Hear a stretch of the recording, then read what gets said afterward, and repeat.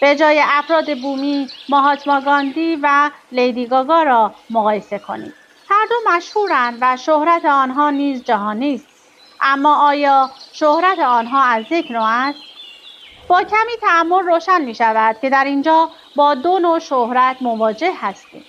یک، شهرتی که ناشی از تلاش و استعداد و دستاوردهای با ارزش است و دومی شهرتی بادآورده که مبتنی بر هیچ چیز فوق‌العاده‌ای نیست.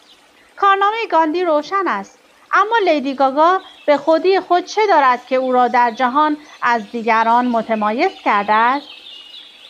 سواد، صدا، چهره یا حتی ارزشمندترین چیزی که دارد، یعنی عینک‌های آفتابیش، هم صدها نمونه مشابه دارد. عینک‌هایی که هر کدام از شیشه‌هایش به اندازه یک ماهیتابه است و نیمی از چهره پرهرج و مرج او را می‌پوشانند. بدبختی بزرگ اینجاست که لیدی گاگا یک مورد استثنایی نیست. نمونه‌های موفق دیگر بازیکنان مشهور فوتبال هستند، همانها که موهایی برای خود ساختند که گویی یک قابلمه ماکارونی روی جمجمه آنها خالی کردند. البته این کتاب درباره خود شهرت است و نه افراد مشهور.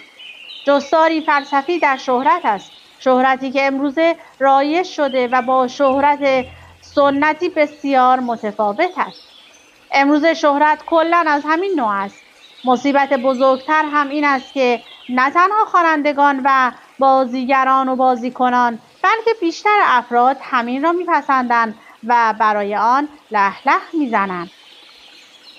این روزها تقریباً همه و به هر قیمتی میخواهند مشهور شوند. دست به هر چیزی میزنند تا افراد بیشتری به آنها نگاه کنند. یکی از علل این امر